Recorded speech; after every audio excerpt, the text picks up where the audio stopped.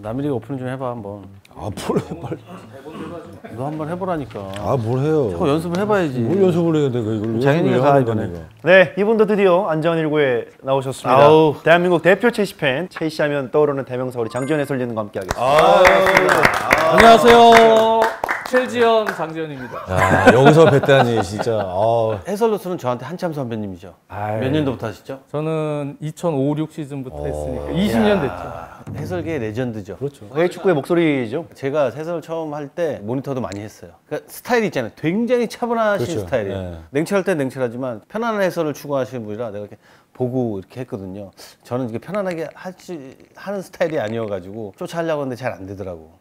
굉장히 편하네요. 그러니까 저도 이제 듣다 보면 이게 귀에 속속 들어와요. 그럼 전달력이 장난 아니에요. 아유, 감사합니다. 정말 좋아했던 두 선수요. 진짜 아유, 엄청난 감사합니다. 아유. 감사합니다. 두 선수 진짜. 사실 뭐 첼시 서포터즈 초대석으로 나오셨지만 첼시뿐만 아니라 또 수원도 워낙 오래 좋아하셨으니까. 수원. 수원 초창기 제가 서포터스 활동을 계속 했고 그때가 수원이 잘생긴 사람만 뽑을 때예요.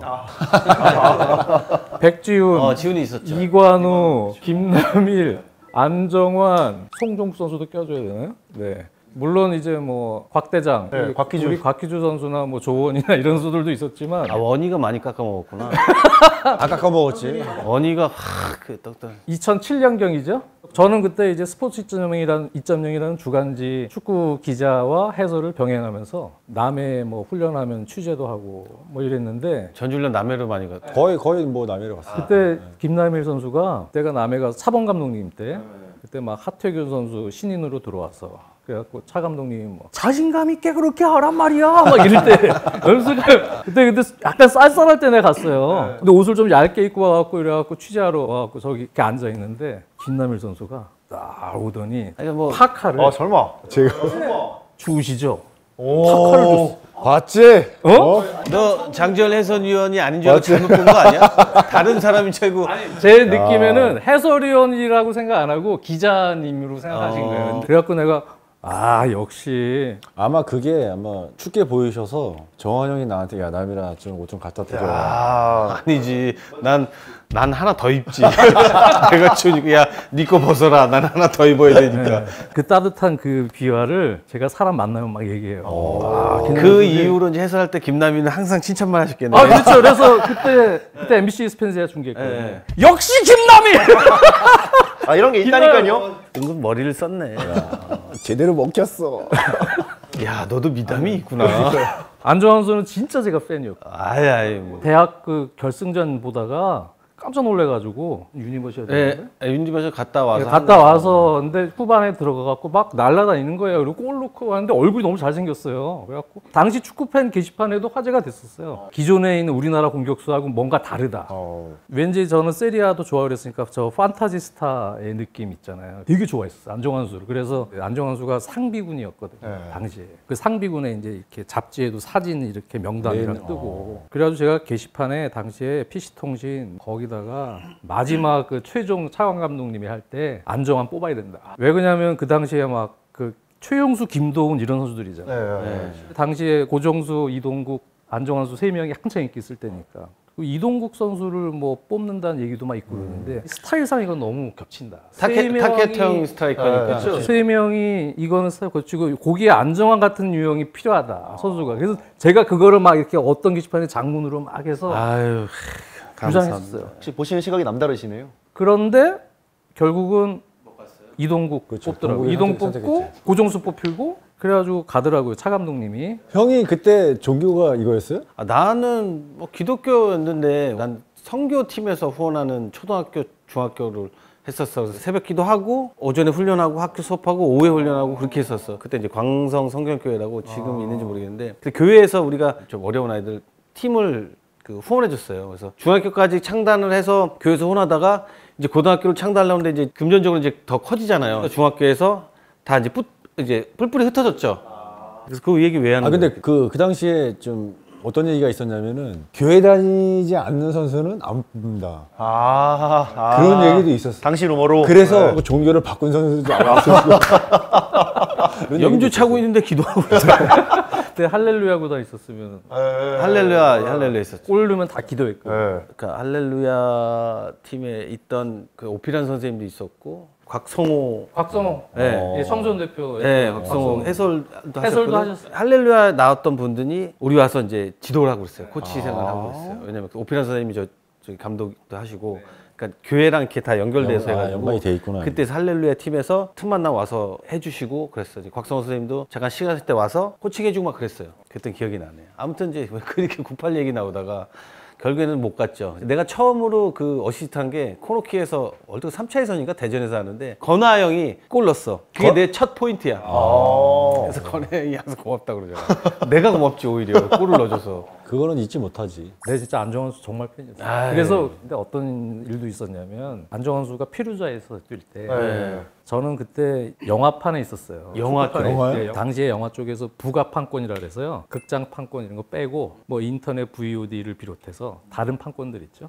그런 거를 이제 관리하는 사람이었어요. 그런데 안정환 선수가 이제 페루자 나와서 경기를 보고 싶은데 우리가 중계권이 없는 거예요. 그죠, 못 보지. 중계권이 세리아는 어디서 루트도 없었어요. 그래가지고 결국은 어떻게 봤냐면 당시에 팬들이 evitalia닷컴이라고 이탈리아 한인 사이트가 있었어요. 거기에 그 한인분이 게시판에다 문자 중계를 해줘요. 아 그런 분이 계셨어요? 와 진짜 정성이다. 제가 정확하게 기억해요. evitalia닷컴에 그 한인분이 문자 중계를 해주면 전반 5분 뭐 무슨 제마리아가 크로스를 해서 뭐 부리자스가 들어가서 야 뭐 부르셨어요. 어? 다 하시네. 아, 근데 제가 그때 기억을 다 하니까요. 문자 중계라면 우리는 계속 다시 그렇죠. 다시 보기 새로 고침이 되죠.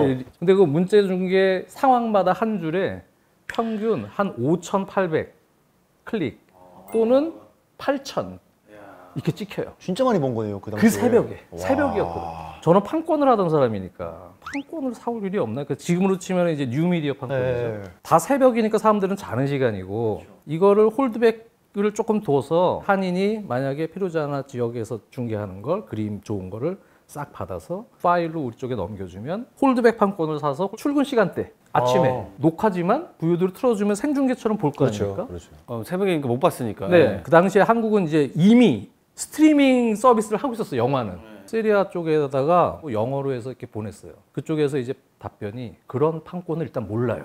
그럼 더 오히려 좋았던 거 아니에요, 그게? 인터넷 쪽에 대한 그거에 대해서 약간 경계심도 드러내고 그 당시에는 판권도 구단마다 이렇게 또 가지고 있는 그런 부분도 있고 결국은 그게 그쪽에서 조금 꺼려했어요. 처음 시도니까 좀 그랬나 봐요. 근데 이제 저 계산은 야 이걸로 돈도 벌 수 있겠다 해가지고 야, 그거 됐으면 돈 벌었을 수도 있는데. 네, 그래가지고 이거를 VOD로 해서 1,000원씩만 받으면 야, 대박 나는 문자 거죠. 중계 그러니까. 새벽도 7,000명을 이렇게 클릭을 하는데 한 10만 명만 봐도 한 경기당 1억씩 들어오는 거예요. 그래서 그때 1억이면 뭐 매일 집 한 채 사는 거지.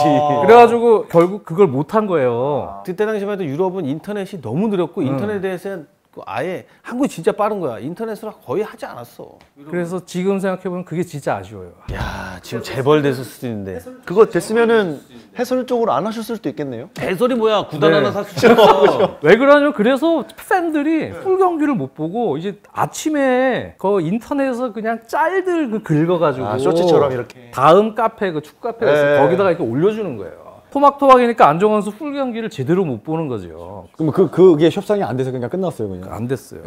저는 거기에 선수대 될 바는 아니지만 거기에 이제 워낙 좋은 선수가 그때 당시 너무 많았잖아요. 만약에 우리 유베랑 하든 뭐 인터랑 하든 하면 거기에 좋은 선수가 너무 호날두 다 있었잖아. 그러니까 그거 보는 사람도 있을 거 아니에요. 그때 판권 시장이 지금 같았으면 안정환 선수는 막 시청률이 진짜 유벤투스랑 뭐 맞대결한다. 그러면 막 시청률이 박지성 맨체스터 유나이티드 뛸 때보다 더 높았을 수도 있어요. 그럼요. 유벤투스에 잘하는 선수들이 지단, 트레제기, 뭐 델피에로, 다 모아놓고 다비스 하니까. 뭐다 있으니까 그 선수들 때문에. 근데 그 당시에 판권 시장이 되게 안 좋을 때예요. 맞아. 왜 그런가 하면 90년대 중후반에 KBS 위성에서 라리가 판권도 사오고 그래서 녹화 중계도 하고 그다음에 이제 축구 채널이 생겼어요. 스포츠 TV였다가 축구 채널 생겨가지고 뭐 브라질, 그다음에 영국 축구라 그래서 다 이제 홀드백 녹화 중계예요. 그런 판권들을 뭐 사긴 했는데 라이브 중계 판권을 살 만한 그러한 어떤 시장이 전혀 안 돼 있었어요. 당시만 해도 해외 축구, 이 유럽 축구 팬들이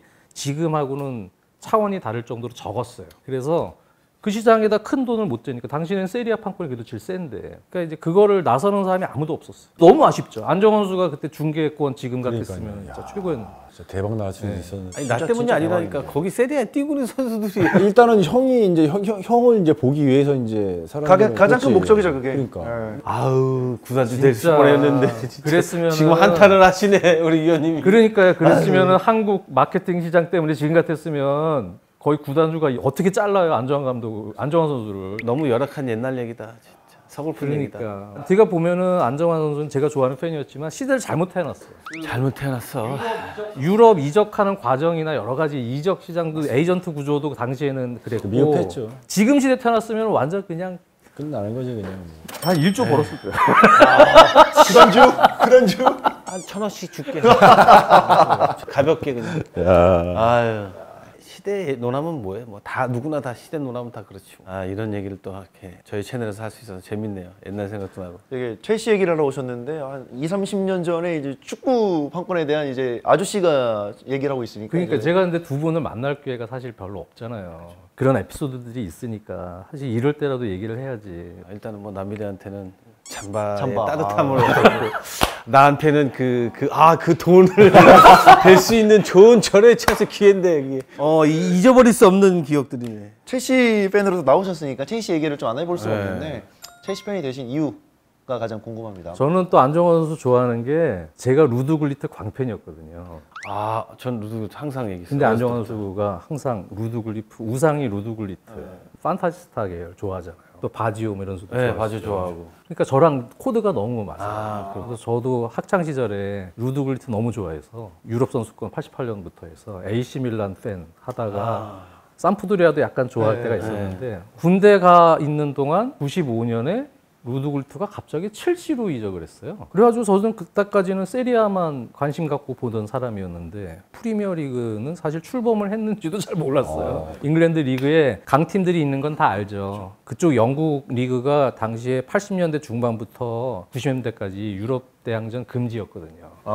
두 번의 참사가 맞아요. 있었죠. 네, 제가 학창 시절에 잉글랜드 리그를 접할 기회는 되게 힘들었어요. 그러다가 이제 첼시 갔는데 사실 첼시라는 팀 잘 몰랐어요. 루드 굴리트 가서 이 팀이 무슨 팀이야? 그러다가 제대하고 나서 윈도우 세상이 열리더라고요. 저 제대하니까. 넷스케이프 당시에 이제 인터넷 그런 거 이제 들어가면서 조금씩 이제 인터넷 사이트들이 생기고 정보가 생기고 느리지만 영상을 또 볼 수 있는 상황들이 생기니까 이제 첼시에 대해서 계속 추적을 하고 이러다가 이제 팬이 된 거예요.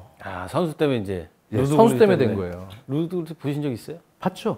한국에 와서도 인사하고 저랑 잘 알아요. 저번에 월드컵 현지에서도 성재는 못 알아보는데 저만 알아요. 야 저는 처음 봤거든요. 이제 저희 뭉쳐야 찬다에 그러니까 나왔어요. 그때 왔었죠. 너무 떨리더라고. 지금은 이제 나이가 들어서 할아버지가 돼서 뛰지 못하는데 그 1일 감독을 했어 내가 코치하고 진짜 그 사인을 받았는데 내 이름 정확히 써줘서 너무 감사하고 월드컵 때 그 활약한 거 뭐 아닌 것 같다고 뭐 얘기를 해주는데 너무 고맙더라고. 근데 지금 세월이 저는 그 레게머리에 그거를 생각하고 그러니까. 있었는데 수염하고 이게 되게 웃긴 비화가 레게 머리에 콧수염이 이게 트레이드 마크였잖아 선수 때. 근데 이제 루드 굴리트가 LA 갤럭시 감독을 한 적이 있어요. 그래서 LA 갤럭시를 끌고 한국에 방한을 했었어요. 데이비 베컴 같이 왔죠. 그래서 수원 월드컵 경기장 인터뷰실에서 기자회견을 한 거예요. 저도 기자일 때죠. 베컴 앉아있고 굴리트 감독이 앉아있는데 기자들이 굴리트 감독을 아무도 몰라. 베컴한테만 포커스가 다 100% 질문. 베컴한테. 그러니까 굴리트 감독 내가 표정을 이렇게 보고 있었거든요. 약간 삐진 거예요. 기자들이 일단 자기를 몰라. 아는데 질문 안 하는 것도 아니고 모르는 거예요. 어떻게 모를 수가 있지? 베컴한테만 하고 아예 관심이 없어요. 그냥 뭐 LA 갤럭시 무슨 감독, 네덜란드 출신 감독 뭐 그냥 그런 줄 알았던 거예요. 그거 끝나고 이렇게 나오는데 제가 이제 따라가갖고 당신의 난 팬이다. 진짜 팬이다. 막 이래갖고. 근데 좋아하더라고요. 질문을 좀 하시지 그랬어요 기자회견 때. 그럴 정황이 없어요. 일단 베컴한테 하셨죠? 예? 저요? 질문 안 했어요.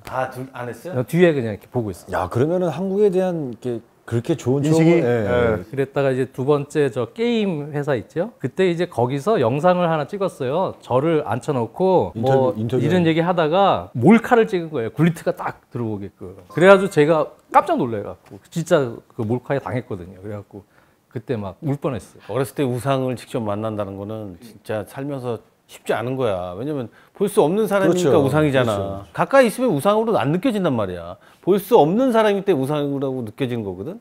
근데 그 사람 보니까 야 이게 이제 나이가 들어가지고 뭉클해서 좀 뛰어달라고 그랬더니 생활 축구하다가 무릎 십자인대로 다쳤대. 그래서 그 이후로 공을 못 찬대. 해서 아 지금 연세가 어떻게 되시는? 나이가 많지. 나이가 몇 살이더라? 거의 지금 60 그렇죠. 60대. 60대? 그러면 지금 박 감독님과 거의 비슷하겠네 연배가. 박 감독님 잘 뛰잖아. 근데 그러니까 본데 많이 늙었더라고. 결혼도 많이 했어. 거기서 힘을 뺐나? 아니 이건 좋긴 좋은데 뛰질 못한대. 멋있긴 멋있다. 따라다 아직도. 진짜.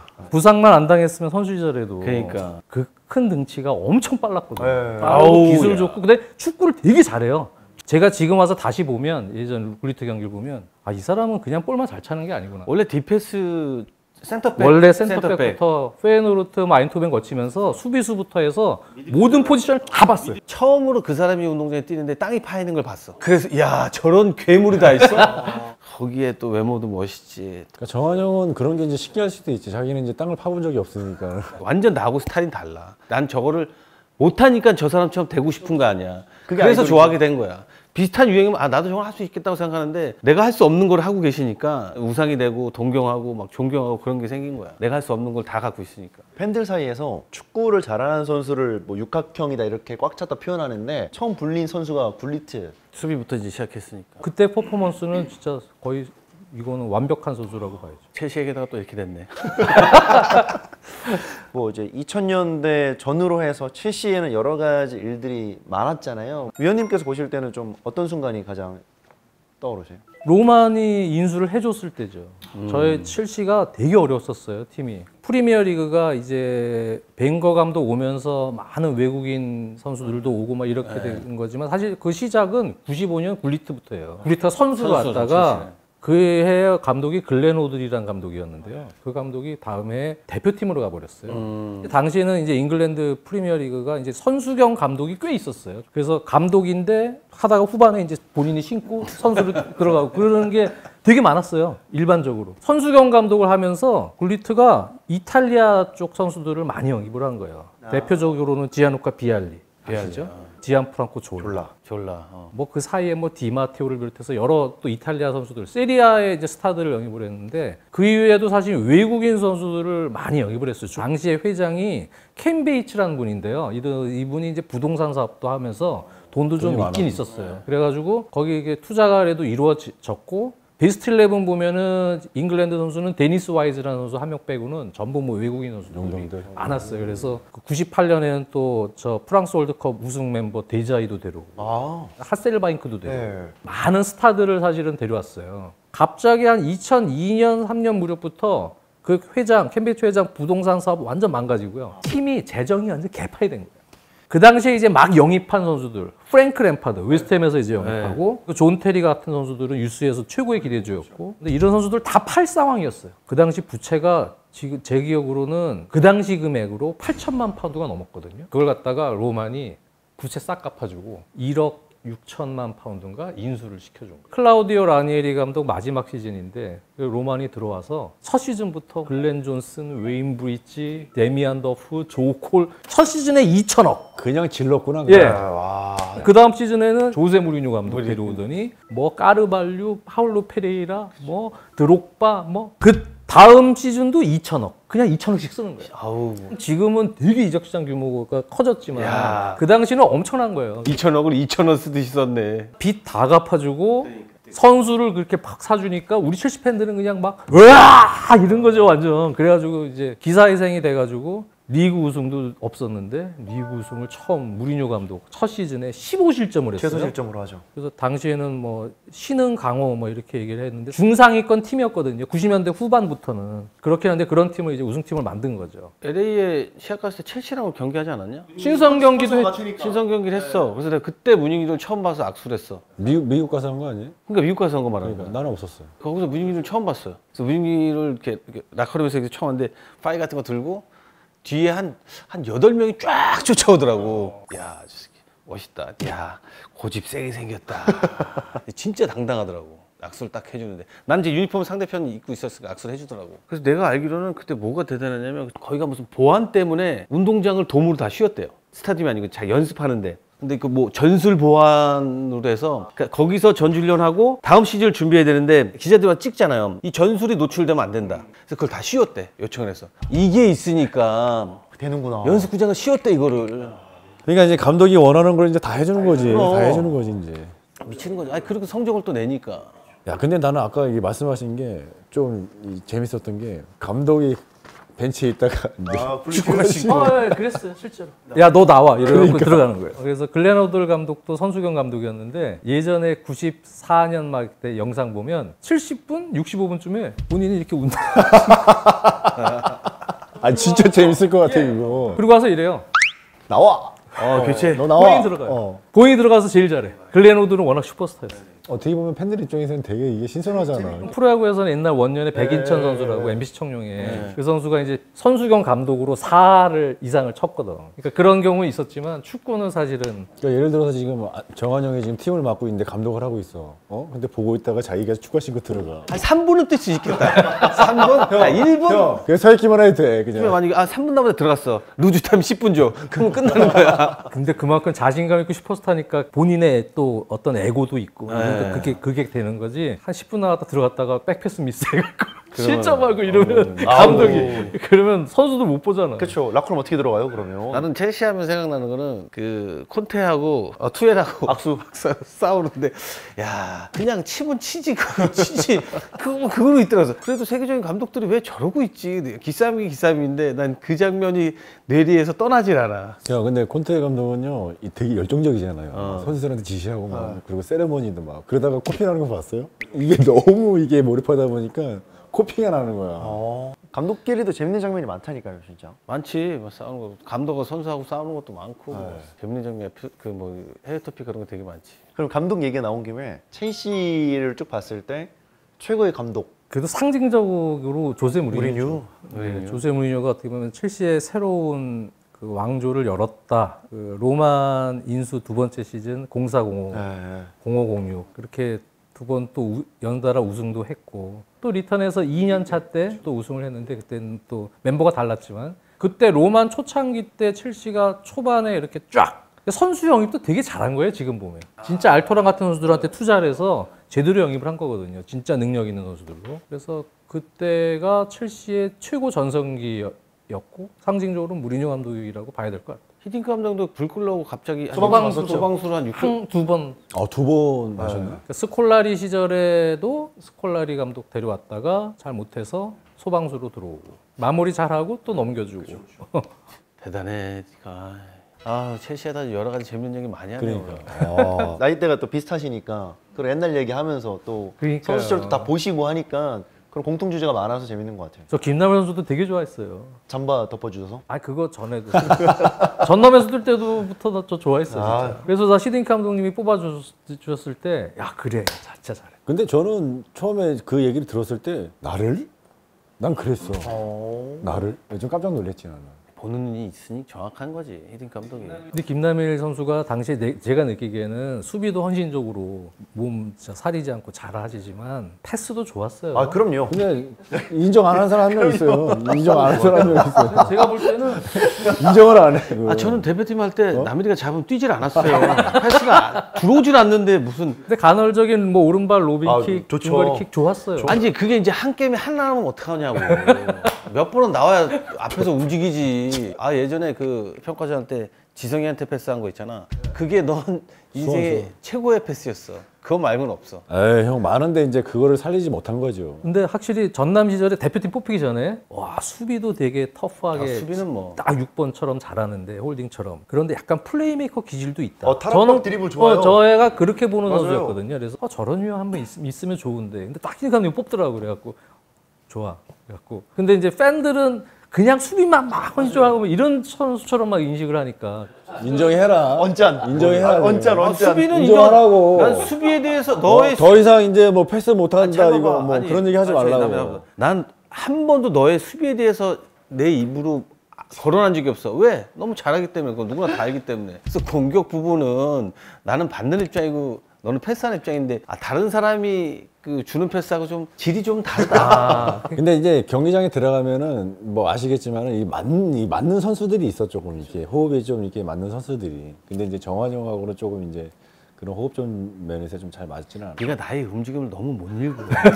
내가 형의 움직임을 못 따라간 거예요, 그러니까. 그렇잖아요. 그래, 알았어. 아니 일단 올해 2사 시즌 첼시가 그래도 4등 안에 들고 컨퍼런스 리그 우승하면서 그나마 이제 괜찮게 시즌이 끝났는데 사실 최근에 조금 첼시 어려웠잖아요. 솔직히 운이 좋았어요 올 시즌. 네. 저희가 이제 트로피가 다 있어요. 종류별로 다 따봤거든요. 그래 컨퍼런스 리그도 욕심을 좀 내긴 했는데 그것도 우승하면서 진짜 목표는 올 시즌에 챔피언스 리그 티켓이었거든요. 그쵸. 근데 올 시즌만큼 프리미어 리그에서 챔피언스 리그 티켓 그 4위, 5위 싸움이 그렇게 치열했던 적이 별로 없었어요. 근데 첼시가 좀 운이 좋았어요. 막판에 일정이 되게 안 좋았거든요. 풀럼 원정부터 해갖고 뭐 리버풀전 있고 뉴캐슬전 있고 맨유전 있고 노팅엄 원정 있고 노팅엄도 올 시즌 되게 잘했거든요. 쭉 이어지는 되게 좋지 않은 일정이었어요. 그리고 첼시도 그 당시에 경기력이 또 그렇게 뭐랄까 전술적으로 유연하지도 못했고 좋지 못했던 시기였는데 풀럼 원정이 기점이 됐어요. 풀럼 원정 때 되게 못했어요 경기를. 진짜 답답하게 못하다가 막판에 그 원래는 윙어 출신인데 그 전경기부터 이제 공격수로 교체 투입을 한번 해봤던 타이릭 조지라는 선수가 있어요. 어린 선수예요. 진짜 어린 선수. 이 선수가 골을 넣은 거예요. 막판에. 종료 직전에 또 그 경기 되게 못하고 있던 네투라는 선수가 있어요. 이 선수가 왼발 터닝 원더골을 넣은 거예요. 그래가지고 그 경기를 내용상으로는 이길 수 없는 경기였는데 2대1로 이겼어요. 그리고 나서 리버풀이랑 경기를 해야 되는데 리버풀이 조기 우승이 된 거예요. 그러니까 멤버도 좀 바꾸고 전력으로 안 나오고 그 경기를 잡았어요. 그 맨유랑 해야 되는데 맨유는 유로파리그에 완전 집중하고 막 결승 토트넘이랑 또 운이 맞아서 맨유한테 또 이기고 노팅엄은 핵심 선수가 부상으로 빠졌다가 복귀했는데 제대로 못해. 그래서 그 경기를 또 이겼고 그래가지고 상당히 운이 좀 많이 따랐어요. 그러면서 이제 그 경쟁에서 결국은 4위 하면서 챔피언스 티켓 땄는데 솔직히 냉정하게 보면은 올 시즌에 챔피언스 리그 따기 쉽지 않았던 시즌이에요. 어렵다고 봤죠 사실. 그러니까 앞에서 알아서 상대 팀들이 무너져줘가지고 맞아요, 운이 진짜. 좋았어. 어떻게 보면 올해 같은 경우 보면은 진짜 생각지도 못했던 팀들이 올라왔었죠. 되게 조금 맨유 작살나고. 빅6 중에서 두 팀은 그냥 완전히 빅6라고 하기 좀 창피할 정도로 떨어졌고 또 첼시 팬이시지만 사실 또 한 프리미어리그 해외 축구도 한 20년째 벌써 또 20년이나 됐어요? 20년을 지금 쉬지 않고 하고 있어요. 박지성, 이영표 손잡았던 경기 있죠, 맞죠? 네. 그 경기, 그 시즌에 이제 현장 중계, 토트넘 화이트하트 레딩 가서 현장 중계하고 프리미어리그 방송으로는 첫 시즌이에요. 그 전에 인터넷에서 중계는 계속 하고 있었는데 그 시즌부터 계속했죠. 프리미어리그 같은 경우는 쉬지 않고 했어요. 근데 그 장면이 어떻게 보면 되게 그 감동을 주는 장면이잖아. 일로 와봐봐. 재현 보통 일로 와봐봐. 내가 누구야? 그러니까 누구 얘기해줘요, 내가 누구야. 보통 어떻게 하냐면 내가 누구냐고.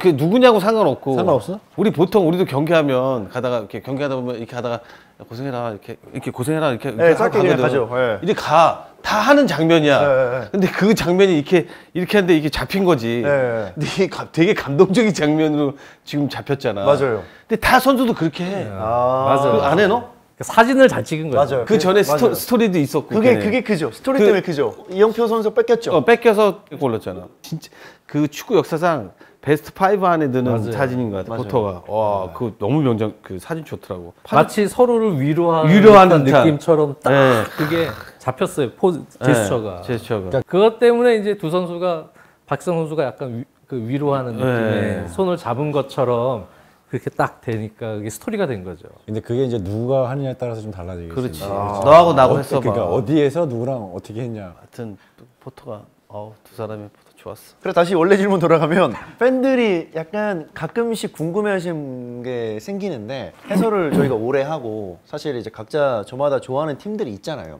첼시 경기 하실 때 조금 감정이 남다르신지에 대한 생각을 아마 좀 궁금하실 것 같아서 윤장현 캐스터가 스포티비에서 저를 봤기 때문에 잘 알 거예요. 맞아요. 본인이 얘기해 주세요. 저희는 중계진들 사실 중계할 때 좋아하는 팀이 있어도 그런 거에 대해서 아예 감정이 없이 들어갑니다. 저는 화장실에서 나는 첼시 팬이 아니야. 그 정도로? 예, 마인드 컨트롤하고 들어가요. 야, 그렇게 마음을 먹고 들어가도 이게 사람이 감정이 저도 모르게 이제 사람이다 보니까 너무 짜증나게 할 그렇죠. 때 이제 뭐라고 막 시어머니처럼 이렇게 막 얘기를 할 때가 있어요. 자식들한테 더 그러잖아요. 잔소리한다. 애정하는 저는 그렇게 생각 안 들었는데 팬들은 약간 그렇게 들리는 경우가 있나 봐요. 아니면은 뭐 극적인 진짜 중요한 순간에 제 팀이 이제 골을 넣었을 때 저도 모르게 좀 이렇게 너무 하이텐션이 된다거나. 네. 그 상대 팀이 골 넣으려고 그러는데 안 돼요. 아 근데 진짜 어떻게 보면은 어쩔 수 없는 것 같아 그거는. 실제로 중계 중에 저는 안대요를 한 적이 있어요. 네. 남아공 월드컵 때 조별리그 마지막 경기인데 이쪽에서는 차 감독님이랑 성재가 우리나라랑 나이지리아 중계를 하고 있고 동시간대에 저는 그리스 경기 중계를 하고 있는데 그리스 경기를 하고 있지만 이쪽 모니터로 나이지리아 경기를 보면서 지금 계속 중계를 하고 있는 거예요. 곁눈질로 중계를 했어요. 나이지리아전을. 이거 봐야 되니까. 근데 막 야쿠브가 또 삽질하고 막 그러더라고요. 근데 갑자기 거기에 그리스에 사마라스라는 선수가 있는데 그 선수가 골을 넣으면 우리가 떨어져요. 근데 단독 찬스가 나온 거야. 사마라스가. 돌파를 하다가 슈팅을 했는데 제가 해설하면서 안 돼! 그렇지. 결과가 그렇게 되면 안 떨어지는 거지. 저도 모르게 그래서 동시간대 다른 경기를 그렇게 한 적이 있어요. 야, 야쿠브 얘기하니까 근데 하지 같이 말라고. 있었어요. 그때 진짜 같이 그거 얘기하지 그 말라고. 나이지리아전 금지요. 하지 마. 자, 하지 말라고. 거기서 아미리가 그만하라고. 박스 안에서 삽질해가지고 뺏겼어요. 넘어왔는데 야쿠브가 그냥 대문 들어가는 건데 옆으로 나갔어. 네. 그거 너 만약에 너 골 먹었잖아. 너 이민 갔어. 아니 형. 그 전에 백태클도 있었어요. 백태클도 하고. 제가 미처 생각을 못하고 야쿠브가 못 넣고. 아닙니다. 그리고 형은 더 얘기하지 웃긴 마. 건지 그만 알아요? 얘기하라고. 도핑 검사를 가는데 야쿠브하고 다 도핑 검사에 와서 야쿠브 앉아가지고 그러니까 도핑 검사 소변을 다 보고 나왔어. 야쿠브는 오줌도 안 나오고 소변 볼 때 같이 가서 들어가거든요. 이 그 검사관하고 이렇게 옆에서 있으면 그 받아서 바로 주고 이제 됐으면 양 나가요. 계속 거기서 물 먹고. 그러니까 나는 경기를 안 뛰어서 소변이 금방 나와. 왜냐면 수분이 빠지진 않았잖아. 네. 근데 걔는 경기를 뛰었단 말이야. 수분이 다 빠졌으니까 계속 때리고 있더라고. 짜증내면서 뭐라고 화내면서. 두 사람의 운명이 순식간에 이게 바뀌는 거예요. 형 그거 들어갔으면 난 한국에 못 살았어. 야 그마다 겁나 뭐라고 하더라고. 떨어졌지 그래서. 이제 못 넣어서 떨어진 거예요. 그래서 아까 얘기했던 사마라스가 또 못 넣어. 네. 우리가 또 올라. 안 돼요 나오고. 야 대박이다 진짜. 중계하면서 다 저거 보면서. 그거 하지. 왜냐면 경기 그 봐야 되니까. 네. 저는 이쪽 경기 우리 경기한테는 전 시선이 쏠려 있기 때문에 동시간대 또 우리 그리스 경기 누가 봐요. 그게 중요하니까. 근데 하긴 하는데 제작은 하게서 하는데 그러니까 우리나라 경기가 아닌 다른 3국 경기에서 안 돼요는 아마 처음이었죠. 이 해설하다 보면 실수가 되게 많아. 그 이름도 그러고 소크라테스 뭐 이름 막 긴 애들은 너무 피곤하고 아까 졸라도 얘기했지만 졸라도 되게 힘들어. 졸라 슛! 졸라 안 들어가네요. 형 옛날에 저게 누구야? 일본 선수 시바사키? 진짜 우리 막 이거 외우기도 힘든 것같지만 이게 한국 단어로 봤을 때는 야한 것도 많고 그러니까요. 욕설 같은 것도 있고 그래서 중계할 때 되게 힘드시죠 그런 것도. 예전에 맨시티에 보이노프로 가시죠 그냥. 근데 이 선수 발음이 그게 아니거든요. 이거 잘라야겠다. 이런 거 얘기하면 안 돼. 아니 근데 괜찮아요. 왜냐면 저도 그 옛날 마리테 가서 다 얘기했어요. 이게 너무 힘든 거예요. 이름 같은 게 진짜 이름이 졸라야 어떻게 방법이 없어. 아니 근데 그런 것도 영표나 지성이가 하면 재미가 없어. 형이 있는 재밌는 거야.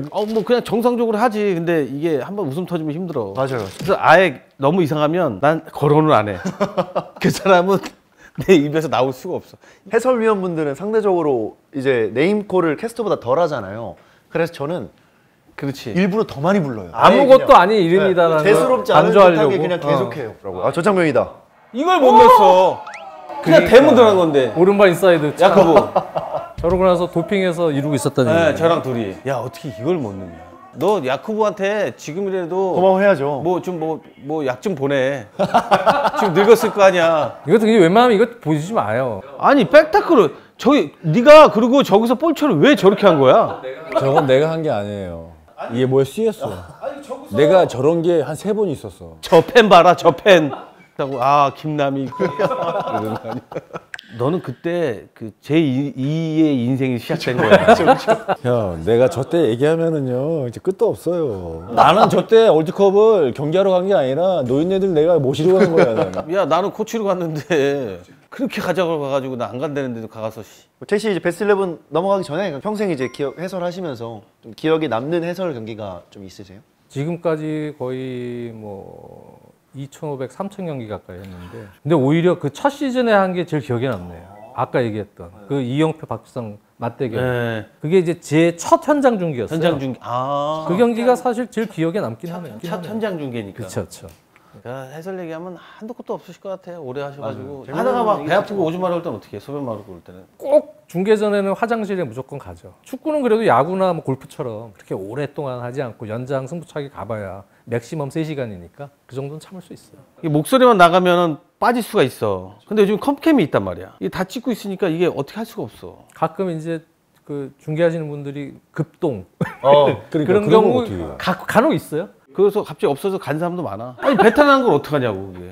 저 장염 한번 그때 장염 뭐 이런. 걸렸었거든요. 방송 5분 조금만 늦게 들어가 달라 해서 끝까지 다 빼고 가고 전반전 진짜 이렇게 하고 버티다가 자 잠시 후에 돌아오겠습니다 하고 튀어갔어요. 화장실. 그래야지. 진짜 너무 힘들어요 진짜 그거. 와. 저랑 중계했던 모캐스터는 이제 후반에 이게 올라와 갖고 아유. 드록바 뭐 이러면서 그러니까 제가 얼마나 웃기겠어요 옆에서. 그래갖고 계속 참으면서 그 끝까지 중계한 또 분도 계시고요. 그리고 끝나자마자 뛰어가는 거죠. 이게 다 라이브라서 그래. 예. 아니 그래서 우리 장지원 위원님이 선수 출신 해설들에게는 따라갈 수 없는 장점이 있다라면서 늘 이제 후한평을 해주신다고. 그러니까 저는 선수 출신이 아니기 때문에 물론 옛날부터 축구 팬이긴 해서 경기는 많이 보긴 했죠. 하지만 그 뛰어서 이렇게 느껴지는 그런 또 보이지 않는 영역 해설은 사실은 못하고 체험을 하신 분들의 이야기를 많이 듣고 축적해서 간접 경험을 알려드리는 정도죠. 그런 거는. 저는 그런 해설을 할 수가 없고요. 이 팀이 어떤 전술로 어떤 경기를 하고 이런 거를 최대한 분석해서 감독이 무슨 생각을 하고 있는지 그런 거를 그래도 팬들한테 좀 도움을 드리는 정도? 뭐 그렇게 좀 해설을 하는 거죠. 사실은 우리 스타 플레이어 특히 유럽 무대도 경험한 또 여러 리그를 또 경험한 안정환 선수나 이런 분들이 사실 제대로 유럽 축구 해설하시면 좋죠. 아니에요. 우리가 갖고 있는 경험이지만은 오래된 그 해설의 기간 동안에 갖고 있는 경험은 그다음에 이제 그 상황, 정보 그런 거는 또 우리가 못 쫓아가지. 장단점이 다 있는 것 같아요. 요즘에는 이제 안정환 위원님이 말씀이 옛날보다는 조금 많아졌긴 했어요. 그러니까 처음에 하실 때 제가 되게 좋다 이 호흡이 그런 게 김성주 형님은 뭐뭐 했고요. 그러니까 약간 이제 천천히 좀 빨리 달려가는 캐스터 같은 느낌은 아니잖아요. 거기 옆에서 서영욱 위원이 잽을 이렇게 정보 알려주면서 잽을 알려주면 중간에 후기 한 방 들어가요. 그러니까 약간 이런 템포가 있어서 그게 쑥 들어오는 거죠. 안정환 위원님 얘기가 그런 리듬이 좋은 거예요. 자 베스트 11 가보겠습니다. 예, 첼시의 역대 베스트 11인데 야 이거 기대된다 역대. 먼저 골키퍼부터 가보겠습니다. 제가 첼시를 사실 95년부터 팔로잉을 했기 때문에 프리미어리그 출범 이후부터라고 보셔야 될 것 같아요. 골키퍼는 피터 체흐. 네. 네. 그렇지. 체흐 키퍼도 역시 무리뉴 시절에 최전성기 때 최고의 활약을 했던 이 선수도 오래 있었죠? 꽤 오래 있었고요. 안 뽑을 수가 없어요. 이건 무조건 체흐입니다. 아그 보호대 얼마나 답답했을까. 그 레딩하고 경기 때 스티브 헌트라는 선수랑 같이 부딪혀갖고 어떻게 보면 그 선수 그게 트렌드가 된 거 아니에요, 그게? 그것 때문에 헤드기어 낀 키퍼들이 또 많이 등장했었어요. 맞아요. 보호하려고. 머리 보호하려고. 네. 일부러 나중에 괜찮은데 꼈다는 얘기도 있더라고. 트레이드 마크라. 태영이 형처럼. 태영이 형 잘 때도 입고 끼고 자고. 이거 다 났는데도 그걸 계속 끼고 시합을 하고 있더라고. 나중에는 그거 껴야 이제 팬들이 알아보시는 거 아니에요? 그렇지. 그랬을 뭐, 모르세요. 그런데 우리가 끝나고 한번 만났어. 이제 가방 다 조금씩 갖고 다니잖아요. 자기 소식품. 그래서 가방을 내가 열어봤다. 마스크가 있는 거야. 아니 사적으로 나가서 밥 먹는데 마스크를 왜 갖고 나오냐고. 몰라보면 쓰려고. 자 포팩 가보겠습니다. 왼쪽 수비는 아스날에서 이적해서 첼시의 레전드가 된 애슐리 콜입니다. 아 애슐리코. 이것도 의문의 여지가 없습니다. 대체자가 없어요. 그 설명이 필요 없는 선수들이기 때문에 대부분 무리뉴 시절제 지나서 그 이후에 또 애쉬콜이 들어와서 왼쪽 수비를 완전 책임져줬죠. 센터백 네. 존 테리. 아, 네, 이건 뭐 첼시의 상징과도 같은 선수고요. 약간 남일리안 스타일 비슷한 것 같아. 존 테리가. 존 테리가? 외모가. 볼 차는 건 너랑 안 되지.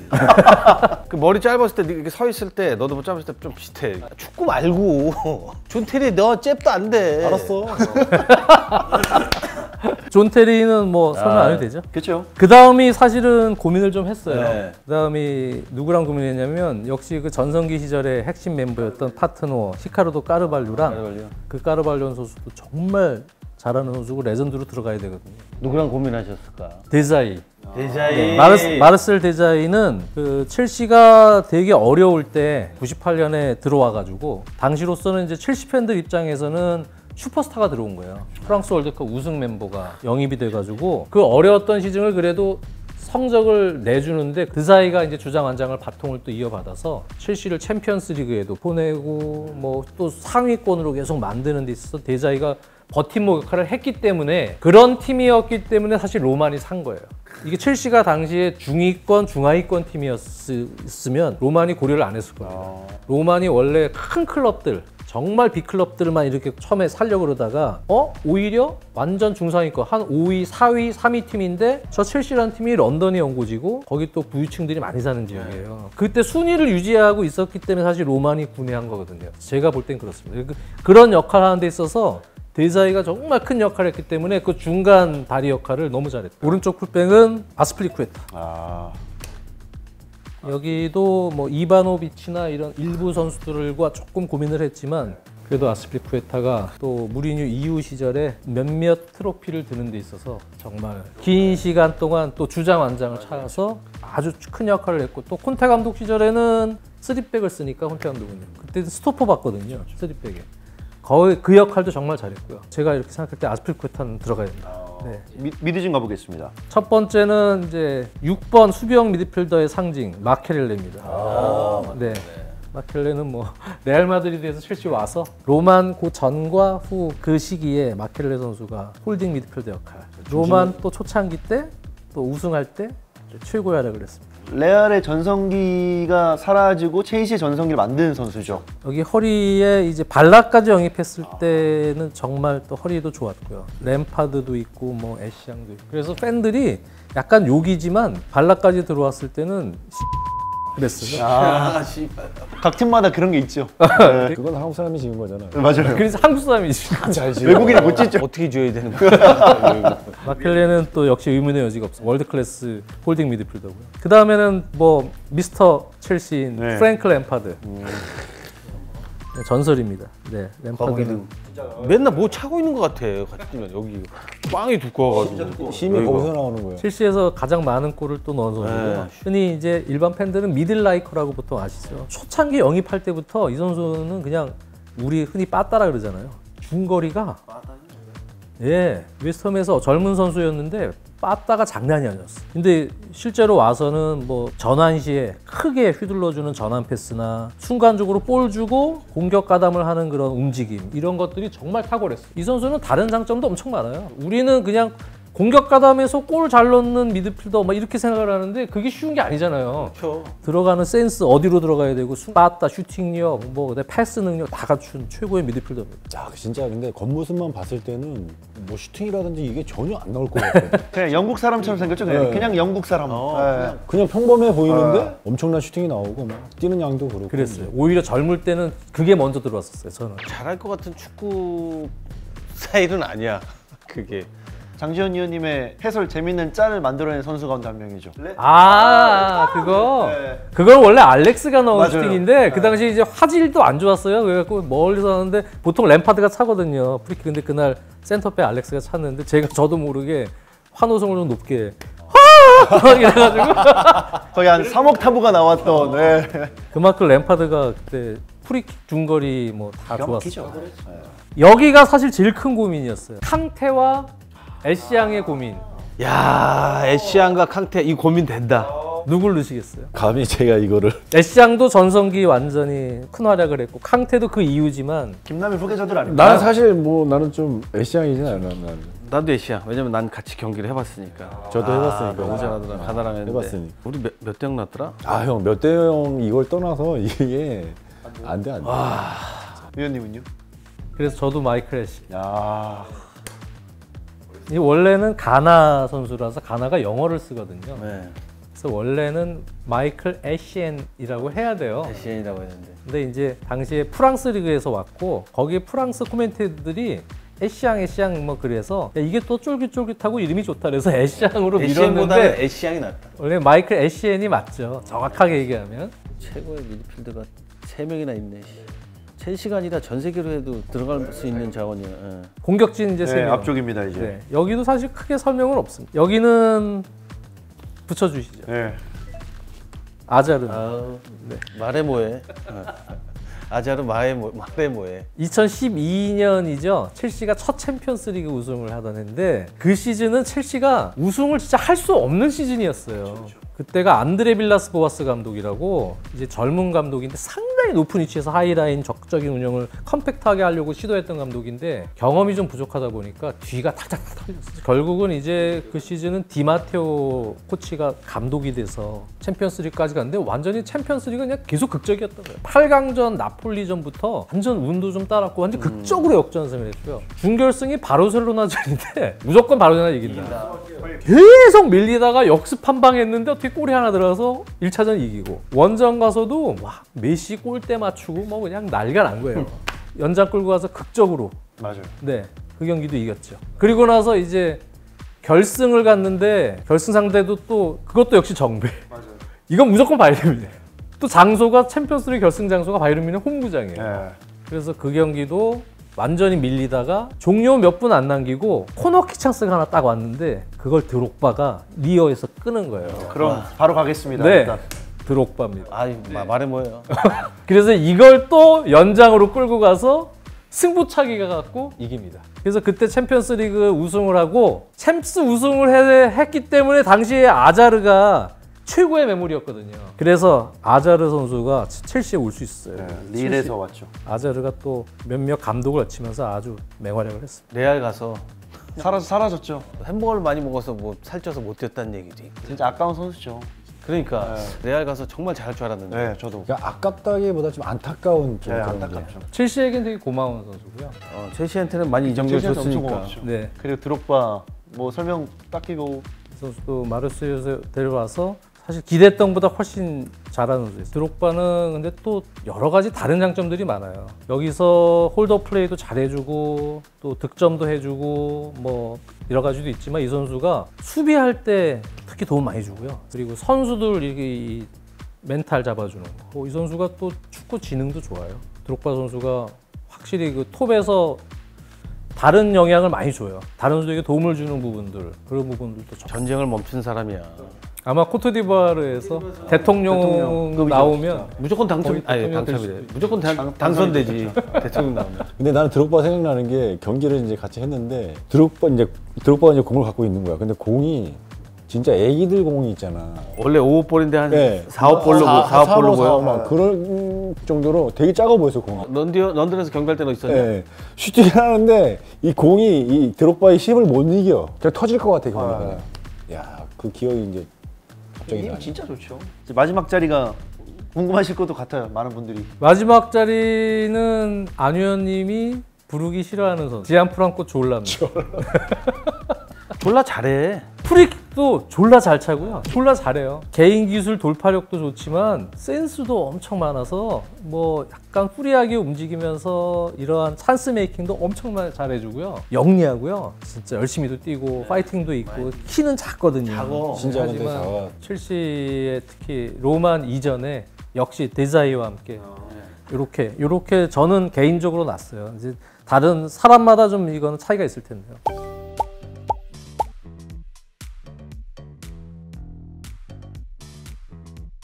첼시뿐만 아니라 축구를 좋아하시는 사람들은 여기 이름 걸어 여기 베스트 10을 다 좋아할 걸. 까르발리오 얘기하니까 요번에 포르투갈 거기 어디 코치로 있는 것 같은데. 너도 갈래? 포르투갈로? 보내줄래요? 우리 할아버지 있잖아. 코엘류. 콜리 있다고요? 포르투갈 부회장인데. 우리 대표팀 감독이었잖아. 아, 부회장이에요? 그래. 어떻게 알아 형이? 나 코엘류 감독 친해.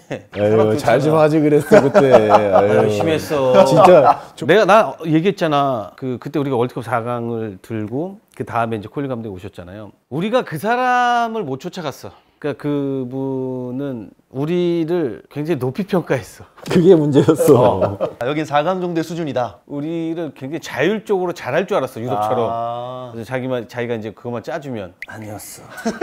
근데 진짜 모든 선수들이 다 좋아했어. 몰디브 원정 비기면서 그때 그게 질 안정환이가 다 말아먹었잖아. 야, 내가 뭘 말한 거야, 임마. 나는 없었는데.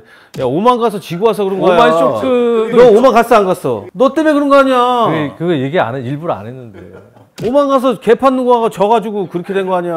아니 형네가 중심을 잘 잡았어야죠. 그 우리한테 뭐라 나는 그래. 참가를 그거를. 안 했어. 아니 보면은 두 분이 스스로 무덤을 파는 주제를 던져. 맞아요. 이거 팩트니까요. 뭐가 팩트야 그게. 팩트지. 오만 가서 지는 바람에 코일리 감독이 날아간 거 아니야. 이 방송이 진짜 살신성인의 방송이구나. 아, 이건 뭐 이제 와서는 얘기할 수 있는 거죠. 지금 뭐. 그러니까 솔직히 저도 첼시 얘기하고 싶지 않아요. 이거 유튜브에서 첼시 결산 많이 하시니까 또 깊이 많이 했어요. 다른 얘기하면서 그냥 이렇게 재밌는 얘기하면 어떨까 했죠. 나가면 근데 좀 그때 어떻게 졌지 하고 찾아볼 수도 있잖아. 너 또 실수한 거 아니야? 뭐 알면서 그러냐. 몰라. 야, 너 진짜 너 죽을 고비를 몇 번 넘긴 거냐? 장수하겠다 너. 아 그러면 그것도 한번 해주세요. 오만전 해설하시면서 이제 해설 데뷔하셨거든요. 새로운 삶을 살게 되셨으니까 야 하필 또 5만이야. 야, 하필 또 5만이야 그게. 우리 다음 편 촬영할 거 아니야? 네, 가시고 그거 할 때 내가 얘기하려고 알겠습니다. 했던 거야. 야, 그거는 다음 편에 얘기해야지. 오만에 대한 이야기는 다음 이야기하도록 하겠습니다. 김남일 오만 화이팅! 장준 해설위원님 화이팅! 감사합니다. 아 너무 재밌었어. 진짜.